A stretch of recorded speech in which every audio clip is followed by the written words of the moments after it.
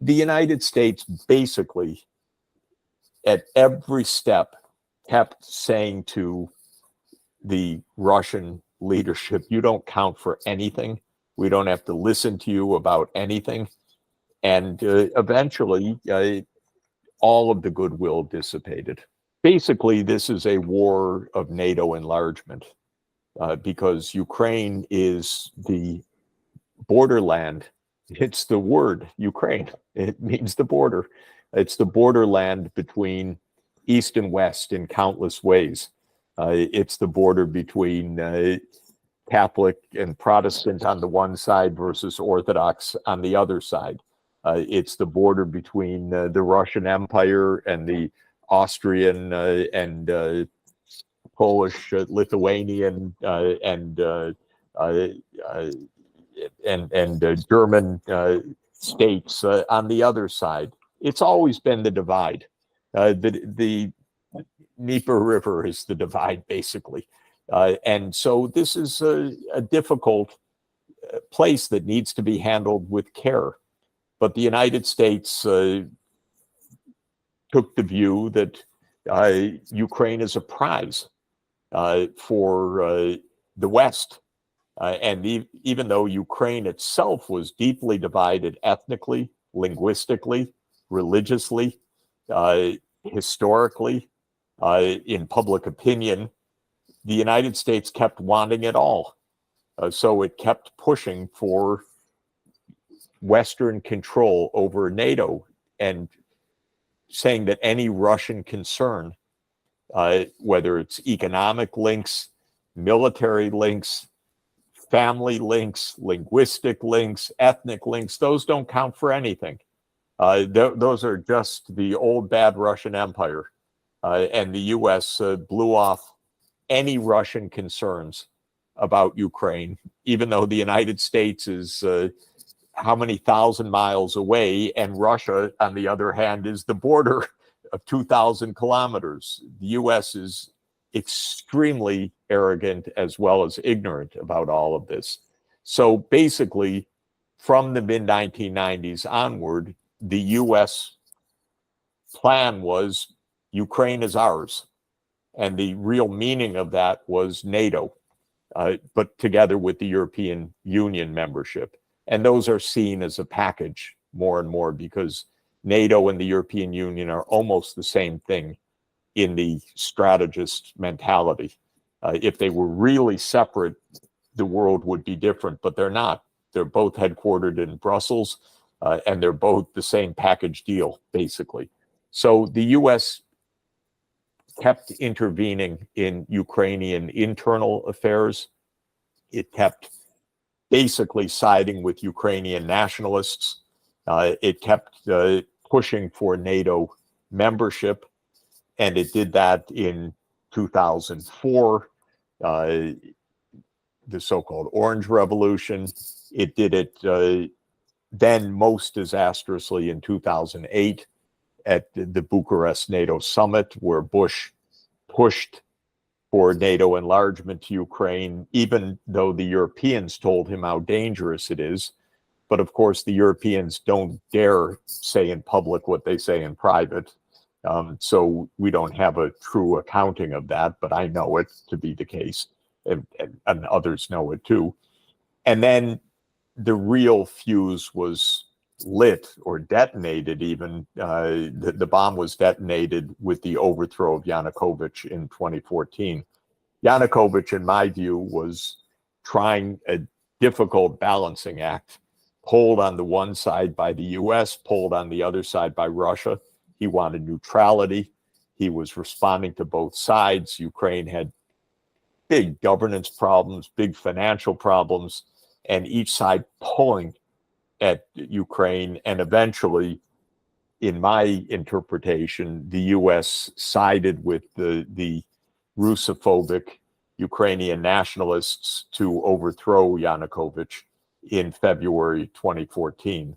And I know some of the story, but we don't know the full story because other than Victoria Nuland being caught on tape, the US keeps quiet about its covert operations, but my view is the U.S. was deeply involved in the overthrow of Yanukovych, didn't lift a finger to help even to stabilize the situation. It just helped to install a Russophobic government.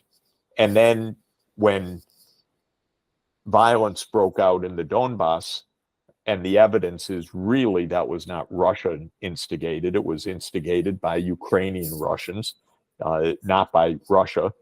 But when the demands in the Donbass for protection broke out, Russia pushed for the Minsk agreements, and Merkel and Hollande said, yes, we'll help guarantee them. And then the United States said, don't worry about it, just forget it.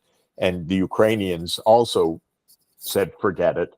So the US plan was, we'll arm Ukraine enough that it will become a fait accompli, that Ukraine will become a NATO country and a European Union country, and Russia won't be able to do anything about it. So I think they really believed, what can Russia do? You know, it's a backwater, it's weak. We don't believe Putin's threats. If he actually does something, we'll sanction the economy to death. So they were playing a game of chicken, and Putin called their bluff and invaded in February after the U.S. refused to negotiate anything. And interestingly, almost days after, Zelensky said, oh, we should negotiate.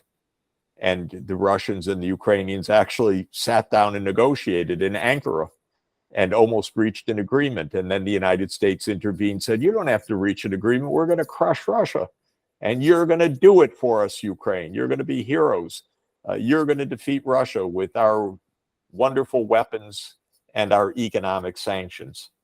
And of course, this was an illusion, typical American arrogance, because Putin mobilized in the middle of 2022. And also, Russia was a far more capable military and far more capable arms manufacturer than the United States allowed, and technologically much more sophisticated than they imagined, with very smart guided missiles and a lot of advanced digital technologies.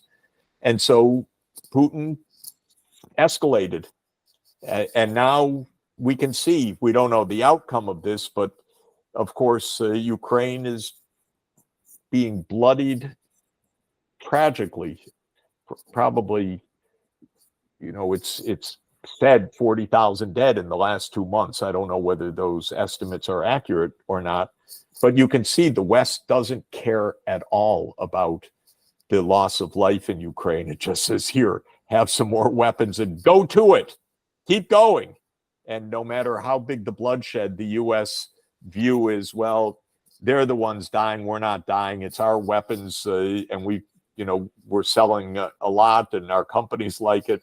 So this is a bluff that was called, a kind of game of chicken, and Russia showed that it could keep escalating, and the West has no plan because it thought it could get away with things. Going back to February 2014, the idea was, we'll put in a new government and Ukraine will join the West. That's it. And then Putin grabbed Crimea, as he had threatened to do. Oh, that's a surprise. And then the Minsk. Oh, that's a surprise. So the West keeps getting surprised. And Biden has been there all along, playing an important role in this. And I think he's just a very bad strategist. And he's put Ukraine into a terrible, terrible disaster. And my expression at the beginning of this war was that the U.S. is going to make Ukraine into a European Afghanistan, because the U.S. wrecked Afghanistan for 40 years, destroyed that country mercilessly, cynically, ignorantly, brutally.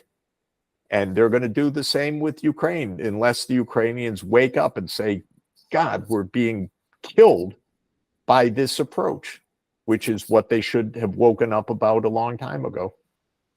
And I'll tell you, by the way, the ultimate issue in Africa, although part of it is still getting, ending the French colonial era in these countries, but the real issue in these countries in the Sahel is they're the poorest place in the world, and nobody in Europe or the US gives a damn.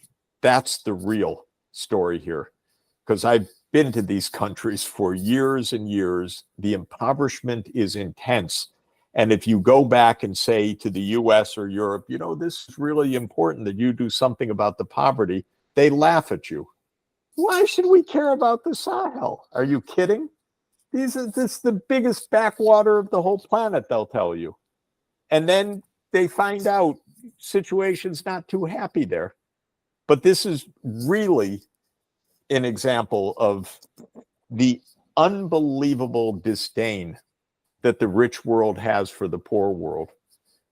Because these wars are basically, this war in Niger is basically a war of impoverishment because they have nothing there. And that I've seen all over the place. Yemen was another example where when I went, I was shocked at the poverty and at the threat of instability in 2009. And I went back to Washington and I was laughed at. What's the matter with you? Why do you care about such a stupid, hopeless place? Is the reception that I got. It's the same thing with Niger or Burkina Faso or Mali. So these are kind of deep, deep crises that reflect a world powers that don't give a damn. I'm talking about the Western powers.